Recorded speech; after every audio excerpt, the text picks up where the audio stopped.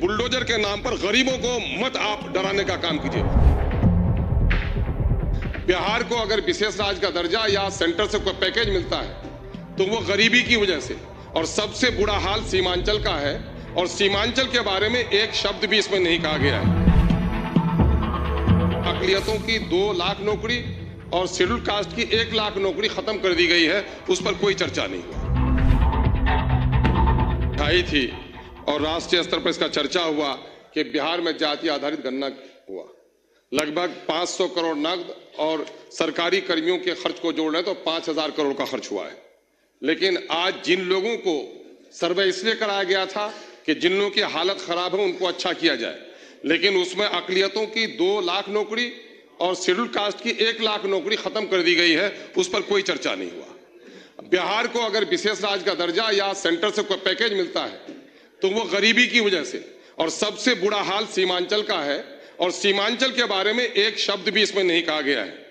AMU और AIIMS जैसे संस्थाओं को सीमांचल की जरूरत है, उस पर कोई बात नहीं की गई है। रेवेन्यू में व्यापक भ्रष्टाचार है, पूरे तौर पर रेवेन्यू के कर्मचारी लोगों को लूट रहे हैं।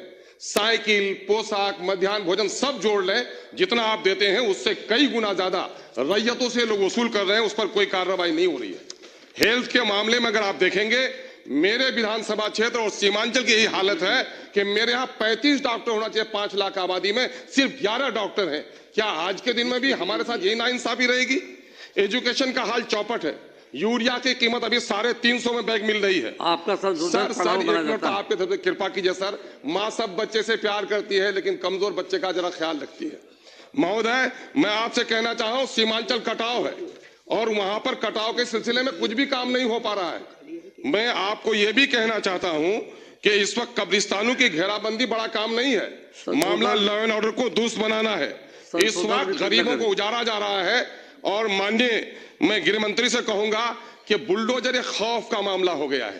कानून का राज जरूर स्थापित कीजिए, लेकिन बुलडोजर के नाम पर गरीबों को मत आप डराने का काम कीजिए। अमीरों के जो महल बने हैं गैर कानूनी तौर पर, उन पर बुलडोजर लगा दीजिएगा तो यकीनन है कि आपको हम लोग शाबाशी देंगे, लेकिन गरीबों की झोपड़ी को उजाड़ कर, जिनको रोजगार नहीं दे पाए हैं, उनकी वैकल्पिक व्यवस्था कर दीजिए, फिर उनको उजाड़ने, उनको हटाने का काम कीजिए। बहुत बहुत महोदय, आपने समय दिया, उसके लिए बहुत बहुत शुक्रिया।